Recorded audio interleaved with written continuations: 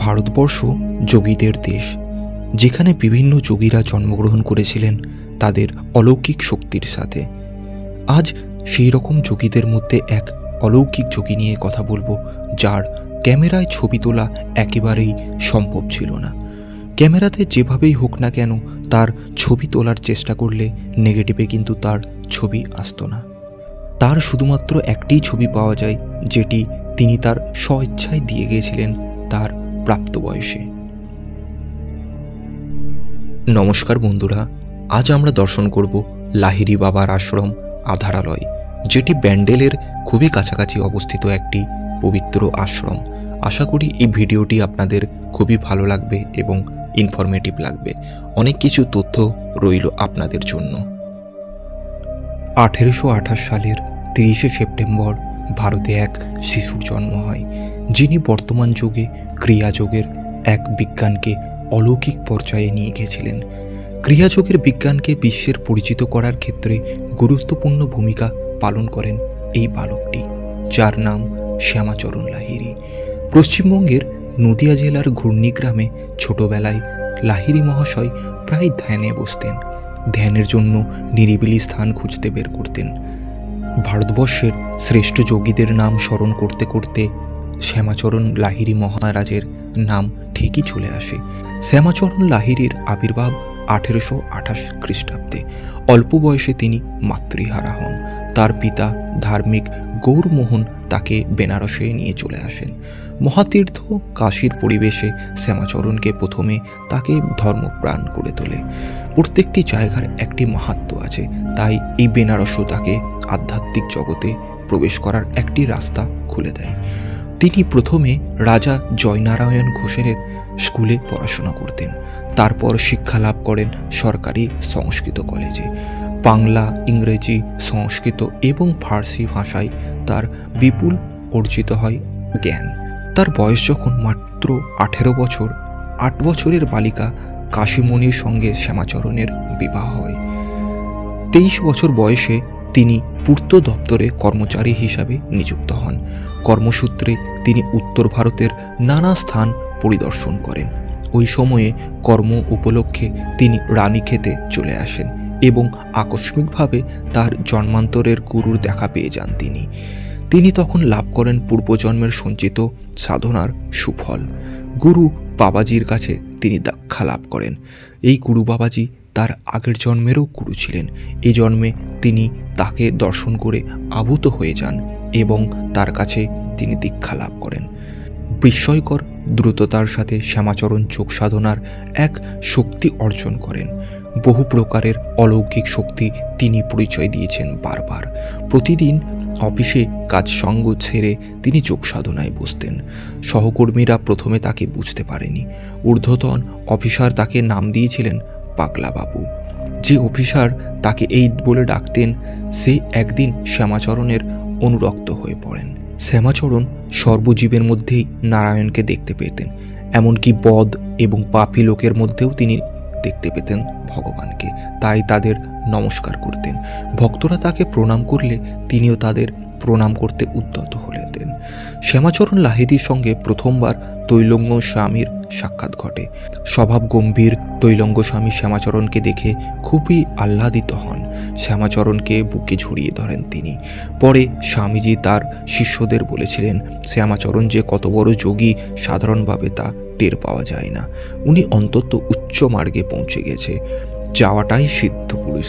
শ্যামাচরণ যোগ বলে অনেক দুরারোগ্য ব্যাধি থেকে মুক্ত করে দিয়েছেন অনেক মানুষকে। প্রায় মানুষকে প্রাণ দান করেছিলেন তিনি।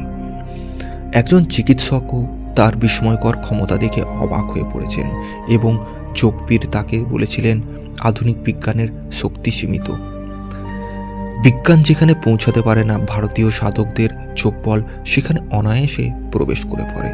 যোগীরাজের স্ত্রী কাশীমণি দেবী তার স্বামীর অসাধারণ সমস্ত যোগ বিভূতির কাহিনী বলে গেছেন আচার্য যোগানন্দ মহারাজকে। যোগানন্দ বাবা আবার এই কিছু অংশ লিপিবদ্ধ করে গেছিলেন, তারই একটি নিদর্শন এবার আমরা শুনব। শ্যামাচরণ লাহিড়ী কখনো নিজের ফটো তুলতে দিতেন না। কেউ একরকম প্রস্তাব দিয়ে নিয়ে গেলে তিনি সরাসরি মানা করে দিতেন।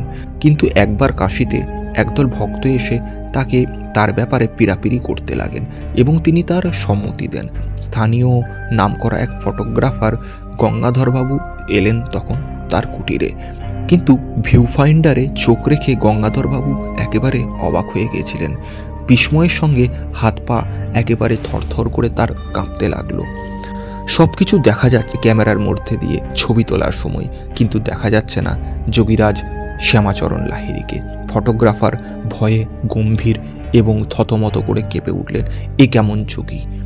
ফটোগ্রাফার যোগীরাজকে পা জড়িয়ে বললেন, আপনার যোগের কাছে যন্ত্রের কারিচুপি সবই বৃথা, আপনি এই অধমকে আপনার চরণের ঠাঁই দিন।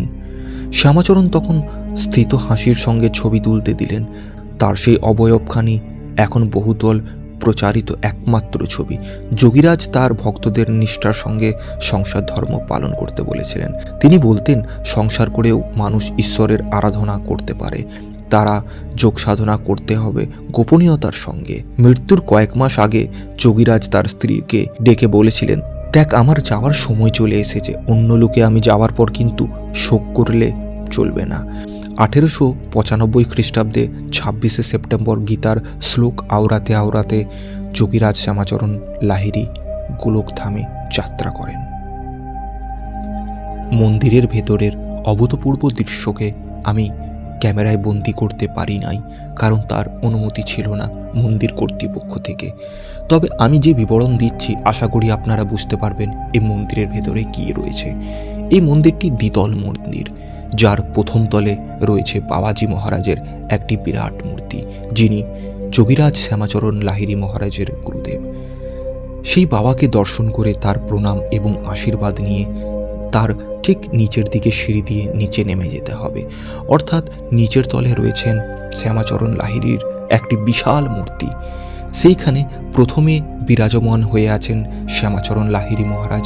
ঠিক তার আগেই রাখা রয়েছে একটি নর্মদেশ্বর শিবলিঙ্গ, এবং সমস্ত জায়গাটি মিলিয়ে এত অভূতপূর্ব এবং আনন্দে উচ্ছ্বাসিত জায়গা এবং এত শান্তকর একটি জায়গা, যা আপনারা একবার গেলে হয়তো আর আসতে মন করবে না।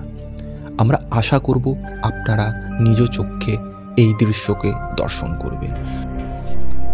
এবার একটু জেনে নেওয়া যাক যাওয়ার রাস্তাটি। আপনারা ব্যান্ডেল স্টেশনে নেমে খুবই তাড়াতাড়ি পৌঁছে যেতে পারবেন এই লাহিড়ী বাবার আশ্রমে। হয়তো আপনাদের সময় লাগবে 15 থেকে 20 মিনিটের মতো লাহিড়ী বাবার আশ্রমে পৌঁছাতে। আপনারা ব্যান্ডেল স্টেশনে নেমে 1 নম্বর প্ল্যাটফর্ম দিয়ে বাইরে নেমে এসে সেখানে দেখবেন অনেক টোটো দাঁড়িয়ে আছে। তাদের সাথে কথা বলে তাদেরকে বলবেন আপনারা লাহিড়ী বাবার আশ্রমে যাবেন। যদি আপনারা গাড়ি বুক করেন, সেই টোটোটিকে বুক করেন, তাহলে মাথাপিছু আপনাদের মাত্র 20 টাকা করে তারা ভাড়া নেবে। যখনই তাদের টোটোটি ভর্তি হয়ে যাবে, সমগ্র প্যাসেঞ্জারকে নিয়ে তারা রওনা দেবে লাহিড়ী বাবার আশ্রমের উদ্দেশ্যে। মাত্র 20 টাকাতেই আপনারা পৌঁছে যেতে পারবেন গন্তব্যস্থলে। বন্ধুরা, আজকে আপাতত এইটুকুই থাক। আপনারা প্রত্যেকে ভালো থাকবেন, সুস্থ থাকবেন, সবল থাকবেন। যদি ভিডিওটি ভালো লাগে একটি লাইক এবং একটি কমেন্ট করে আপনাদের মতামত জানিয়ে যাবেন। আমরা আপনাদের মতামতের জন্য অপেক্ষায় থাকব।